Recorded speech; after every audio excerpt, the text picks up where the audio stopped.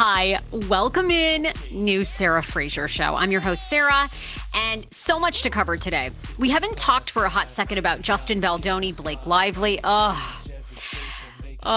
If you've been following this lawsuit, this drama, Ryan Reynolds has now thrown shade at Justin Baldoni, and the big news, I got to take my microphone off the stand for this, guys. The big news, of course, in the past week has been that Brian Friedman, Justin Baldoni's big-time lawyer, and Baldoni and Wayfair Productions Studios, whatever they're calling themselves these days, have decided not to refile charges or any complaint in their $400 million counter lawsuit to Blake Lively, that it was a smear campaign, they want money, that the New York Times bamboozled them. All of it is dropped, and they are not refiling.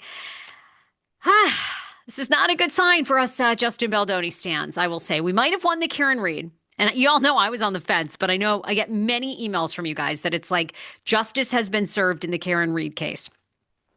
But things are very up in the air with the Baldoni case and with Diddy.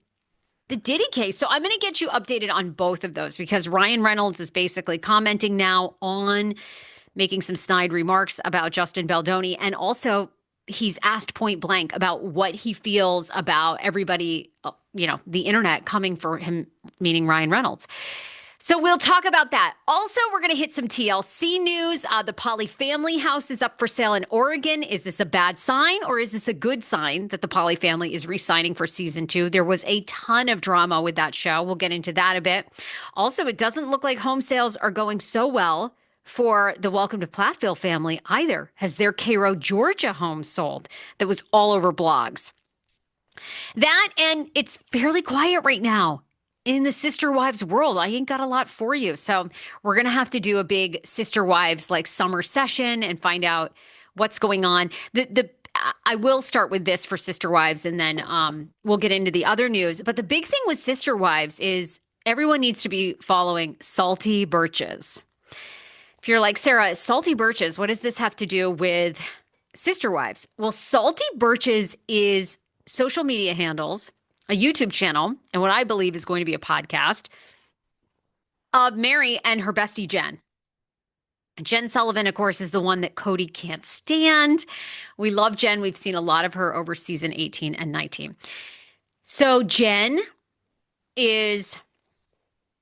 I think they are launching Salty Birches. Now, fans have actually not been thrilled about this. They're on Facebook already. They're on Instagram, and they've been dropping clips of them clearly recording a podcast, but then there's no other information. No other information where to find it, where it's going to live, like nothing. So a lot of people are like, okay, what's up with that? Why? So what is the point of this? Is this supposed to be getting us excited? Instead, some people feel like they're getting this interest, they're getting downloads, not really downloads yet because they haven't put out a podcast, but they're getting clicks, but then they're not directing anybody there. I don't know. I want them back. I reached out to my girl, Jen. I love Jen. They've been on the show before. I said, I'm super excited about this podcast. I told you girls when you were on my show last September, you should launch one. And I think it's perfect for Worthy Up. So I think it's one for sure coming. Two, I don't know. They don't even specify what platform they're. I think I've seen in their comments, they've said YouTube, they've said Facebook, and I think they've said wherever you get your podcast. But again, we don't have any names yet. So that is coming. If you've been following the Pauly family show, now the Pauly family show featured two couples that were in a foursome. Two couples married to each other, but they'd been in this foursome. They'd been having kids together. Taya, Sean, Alicia, Tyler, from Lebanon, Oregon. Well, their house, that farm in that house is now for sale for $980,000. Excuse me? You think I want to buy that house where y'all have been swinging from the rafters? I don't know about that, for almost $1 million in Lebanon, Oregon. I bet you they don't even have a Whole Foods there. You want me to pony up that cash? Okay. So fans are speculating, they got a really good, I did some recaps of the first couple of episodes, then I pumped the brakes a bit because from my insiders that are close to TLC, they basically say there's a lot of controversy of if the show is coming back because some things came out online about Sean. These are unfounded. And in fact, what appeared to be from like the Department, Child Services or Child Protective Services, CPS, a lot of people believe that letter is fake, which basically is to Sean's ex-wife saying that Sean was investigated for potentially having inappropriate relations with an underage girl. And then there were all these typos in it, which initially people didn't catch when it was posted on Reddit. It's a whole thing. But no charges have ever been officially filed or brought against Sean. It's just online rumor and online fodder. But the backlash has been so intense for the family because Taya is the one who does like their social media, does like unbelievable videos. They've been making a fortune on TikTok. But it's been a lot of backlash against Sean, bringing up, which again, when you put yourself on reality TV, you have to be prepared for all this. He has 3 kids he doesn't even speak to from a prior marriage. Then he has these 5 kids in this Pauly family swap. So the guy's got some children. Now, I think some of those kids, obviously, are stepkids, are not biological, but there's a lot of messiness like around this family. Taya, we left it with the 6th episode. She wants to date women, and she says she really won't be satisfied till there's a chick in their relationship. Also, I had on Tyler's sister. Tyler's sister came on the podcast, and she basically said she no longer speaks to Tyler. She was in season 1. She says she'd rather have Tyler with Alicia any day over Taya, that Taya really, in her opinion, is a lesbian, wants to be with other women, constantly stirs the pot. There's a lot of unrest. And Sean is a hot mess, controlling, doesn't work and contribute as much to the family. So there's a lot. There's a lot. Woo! Okay. There's a lot of tea going on there. But if you would like to buy their home, sorry, it's $949,900, 6 bedrooms, 4 bathrooms, 4,000 square feet in Lebanon, Oregon. I bet there's some vibes in that place. Lord. And it's seen on the show. So what does this mean? Does this mean they're doing a season 2 or are they out? I feel like this means that they're probably upgrading, that they're like, we're doing a multi-year deal with TLC. I think of all the new shows TLC launched, probably got some of the highest ratings. We'll see how 1,000 Pound Roomies do. And then also the Baldwins. I can tell you this, the Baldwins ratings-wise did not do well, but it is getting a 2nd season because I think they negotiated that. So I know that has been greenlit for a 2nd season. I tend to think this means they're going to try a 2nd season. Sean has not been charged with anything. He has not been charged. While you may have conclusions that he likes underage girls, likes young women, he married Taya, allegedly he was her boss. And then they started dating, got married, and she was like, a minute over 18. Okay. So just a heads up, but I do think this means that I think they're betting the farm on this. I think they're buying a new house. I think they're all staying together, and I think they're going to try one more season. We'll see. Also, there was a lot of talk that there were actually 8 episodes, but they cut the show short to 6 because of so much online fodder and backlash towards TLC. Doesn't seem like it's going particularly well for Kim and Barry Plath. Now, I think we knew that anyway, right? You know what? If we know one thing, are Kim and Barry doing well mentally? Probably not. Financially, maybe. Their Cairo, Georgia home, if you want to go look at it on Zillow, is $649,000. It's been listed for 66 days. They ain't dropping the price. And apparently so far, it doesn't look like anyone's interested. Whew. It's very easy to do a Google search and find it. I am not going to dox them. You can do it yourself. It's quite easy. It's the same home that they filmed. It's actually a gorgeous little home in Georgia. But people have been asking me, did their house sell? Are we going to find out that? Because season 7, of course, drops July 22nd. So far, the home is not for sale. Oh, well, sorry, it is for sale, has not sold. All right, let's move on to Justin Baldoni, Blake Lively, Ryan Reynolds.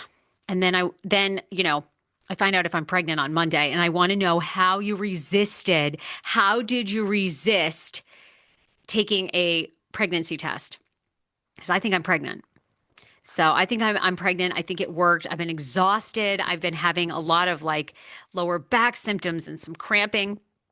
So hard to tell. And of course, I think anybody listening to this that's had a miscarriage, has had multiple miscarriages, you know, the anxiety is so hard. I've just had so much anxiety. And I know too, it's the medication, the estradiol, the progesterone shots that I'm taking. So the anxiety has been off the charts. And if you're not aware, I did an egg donor transfer almost 2 weeks ago.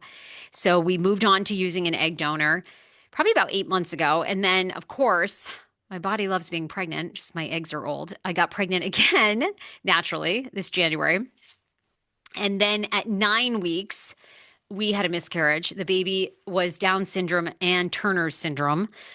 Did not have a heartbeat at 9 weeks. So, and that one was actually the least sad miscarriage for me. The others were much harder. I think this one, because I just don't trust my eggs, there was just something about it. I was like, oh, here we go again. Like, why did we do this? And then 9 weeks in. And, you still carry those thoughts with you because you are aware of the worst happening. So even with an egg that's 26 years old, because it's from our 26-year-old egg donor, I have to remind myself, like, okay, Sarah, it's a healthy embryo. Like, it grew really well to day 5. These embryologists look at eggs all the time, and that's why they grade them and they disregard ones that may have genetic issues. Like, you have this really beautiful embryo. So, why wouldn't it work? The day that you went in for the transfer, like, you were feeling great. You did everything the doctor told you. The Valium kicked in and worked wonderfully. You were relaxed. Like, you stayed off the internet. So but then now, I've gone down the Google rabbit hole and people are like, oh, by this time, like, you'll know if you're pregnant, you could take a pregnancy test. And I'm like, how did you resist? How did you resist? And of course I read online, frozen egg transfer, don't do a home pregnancy test because it's not always accurate. Wait for the blood draw, which is Monday. So I will keep you posted. Definitely been moments of anxiety. I've meant to turn on my TikTok and just cry at times because throughout this process, like, I'll have a moment of panic. Like, did it work? What if it didn't work? And by the way, then we'll move on to Baldoni. I was very excited, and you can see all this on my social media. When we thawed the 8 eggs, 6 fertilized initially. 6 fertilized, started growing. We only got 1 good embryo, the one they implanted. The others, over the course of 5 days, all like showed genetic issues. So we only got 1 good. This is my shot. No pressure. No anxiety, and no waking up at 2 a.m. crying. There you have it. So send me your good vibes. But yeah, I was so excited. I was like on social media. Like, I didn't realize that you could have 6 eggs fertilize and then still, like, so few make it to day 5. Okay. Justin Baldoni. Yeah, I have stress. Baldoni's got some real stress. It's shocking to see this, but Baldoni and Brian Friedman are now not moving forward with amending any claims against Blake Lively after the judge dismissed his $400 million lawsuit. I think this is a huge loss and a sign of, Brian Friedman, of course, has come out and said, this isn't a sign of anything. We were shooting for the moon. We wanted to countersue for $400 million because Lively and Ryan Reynolds are full of shit and are doing this to take down a good man. A lot of people still feel that way. I just don't see Justin Baldoni as a sexual harasser. Do I think he's weird from his Baha'i faith? Yes. I don't see him as a sexual harasser. And I don't see him as actively trying to ruin her career and her products. But do I know him personally? I don't. So they are not, the Judge Lyman had thrown out the lawsuit that they had against the New York Times and to countersue Blake Lively for $400 million. On. Judge says you don't have enough evidence here.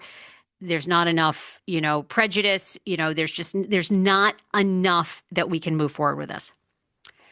The court's decision on the motion to dismiss has no effect whatsoever on the truth that there was no harassment or any smear campaign, and it does not in any way affect our vigorous defense against Ms. Lively, Friedman made in a statement to people.com this week.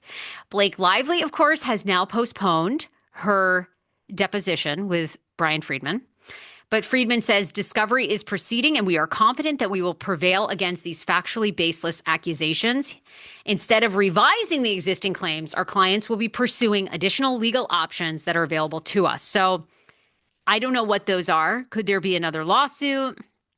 My guess is I tend to think no. Now, what I also tend to think is maybe because Brian Friedman all along has said, I don't believe that Blake Lively is going to show up to be deposed. I don't think that Baldoni really harassed her. And I don't think under oath she is going to say and provide evidence that he did. So maybe what they're waiting for is for this lawsuit of harassment to be dismissed or dropped. And then they countersue again for basically her making it up and it not happening. But also people that are in the Ryan Reynolds and Blake Lively camp, they think this is a huge win, that this goes to show that what Lively has is proof that she did it. And, you know, that all of his lawsuits so far and his requests for the Taylor Swift stuff, most of it has been shot down. Brian Friedman ultimately says that Baldoni just wants to be vindicated and that's all he cares about.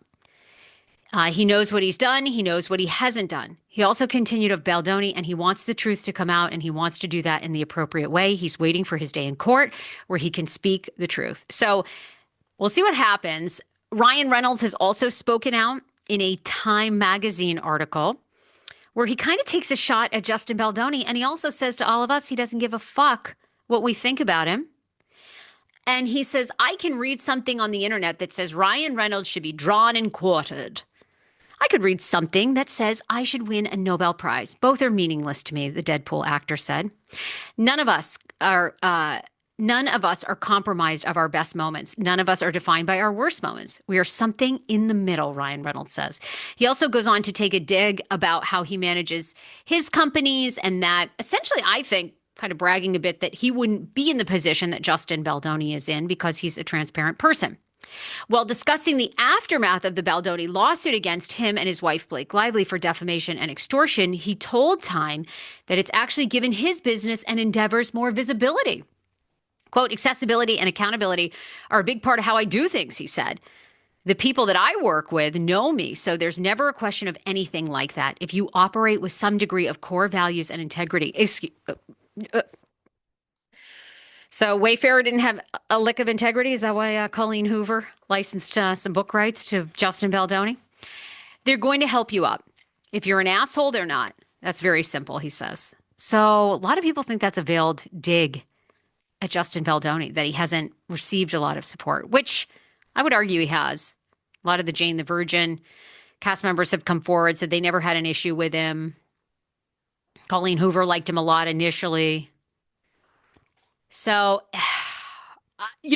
look, here's my prediction on this, and then we'll move on to Diddy. My prediction on this is everything is going to be dropped, and both sides are going to consider themselves to have a victory. I just see it. I don't think Blake Lively is going to sit and be deposed by Brian Friedman. So far, we haven't seen any actual evidence of harassment. We haven't, we've seen these text messages out of context. It's shocking to me that Baldoni couldn't move forward with the New York Times article, which left out emojis and nuance. I can't even believe that. But, the New York Times, I guess, has journalistic right there to edit things for formatting. I see this being dropped by both sides. This is a perfect time for Blake Lively to declare victory, to say she isn't moving forward. She's already kind of, I think, dismissed a few of the harassment claims against him and letting it all die down and both declaring victory. Maybe I'm dead wrong. But obviously at this point, Justin Baldoni, Brian Friedman, I think, does a great job of keeping saying, oh, this is going to happen. This is going to happen. And then, he's stood up there vehemently a couple weeks ago and said, we will refile the charges for our $400 million lawsuit. We're 100% doing that. And now that hasn't happened. Anyhow, I'm just saying, I've said from the start, this is being dismissed. It's not going to court. This is not going to be the circus that we saw with Johnny Depp. I don't think it is. But we will see. So we'll see what next steps are. But it does seem like Baldoni so far hasn't won on any points. The case I'm also getting worried about is the Diddy trial. Y'all, the prosecution in the Diddy trial has dropped charges. What is happening? Is this man going to go away for life? Doesn't seem like it. But a lot of people say to me, no, wait. But the prosecution has dropped a couple of charges, including kidnapping, arson. And now people are beginning to wonder, will it be enough to convict him? So will there be enough evidence? Lawyers have sought to prove criminal enterprise. Mr. Combs is facing equally serious charges of racketeering, with prosecutors alleging he relied on loyal employees to run a criminal enterprise to facilitate his sexual abuse of women and hide his conduct. Have they proven those RICO charges? The government also accused Combs of using his criminal enterprise to commit arson. It may be easier for the prosecution to prove elements of sex trafficking than racketeering because of the many technical parts of the racketeering statute, including the involvement of other people and entities. One legal source says it's hard to simplify complex legal concepts into language that lay people from all different backgrounds can understand. That's the God's honest, right? I have all these cases. I watch so many people online that are lawyers try to break down Baldoni, try to break down Diddy. It is like, I'm like, can't y'all find words simpler than like dismissed without prejudice, dismissed with prejudice, dismissed with prejudice and exempt? What? Did he harass her? Did she not harass him or what? Okay. Was that video of Jamie Heath showing his wife give birth in her hoo-ha? Like, is that troublesome or no? Like, I need it real dumb. It is now known, too, that Diddy is not going to take the stand. There was some discussion about that, but he is not. He stood up this past week in court, said he's not going to take the stand, and he said that was by his own choice. But some legal experts, while the public is saying, wait a minute, you dropped arson, you dropped the kidnapping across borders, but the prosecution has put on a really compelling set of facts, according to one legal expert, that will be hard for the defense to contest. So I think the defense is going to be around whether those facts meet the legal elements or not. So it does seem that some legal experts feel at least the racketeering charges, which hold the most merit, that's what he could go to jail for life on, do seem to still be there. Okay. I've read multiple things. When I read that headline this week that the prosecution was dropping charges. However, I am reminded in a lot of these cases, they shoot for the moon. So they do as many charges as they can, knowing that they're going to use those as bargaining chips or some will be dropped. So again, we're still on the Diddy trial. I mean, been going on for weeks.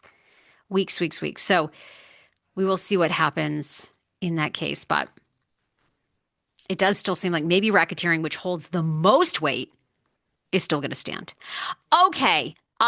So much stuff to get to all this week. Of course, throughout the weekend, David Yontef joins the podcast again tomorrow. We have some Sister Wives tea dropping on Sunday. And then if you've ever had LASIK eye surgery, or if you're thinking about it, have you seen a guy in the headlines, Dr. Waxler, formerly of the FDA, who was on the team in the late 90s, early aughts, who had approved LASIK eye surgery, has now been making waves and going viral for telling young people, telling anybody, do not get LASIK eye surgery. I know what you're thinking. Like, Sarah, do I need a fear-mongering podcast? I'm kind of obsessed with this guy. He's like 81. He's on a mission, basically, to reverse course in what he willingly participated in by, he says, approving LASIK. He says it's one of the most dangerous surgeries you can have, and we're going to get into it on Monday. So there you go. That'll be nice driving for you for your 4th of July week. All that up. Okay, bye, everybody.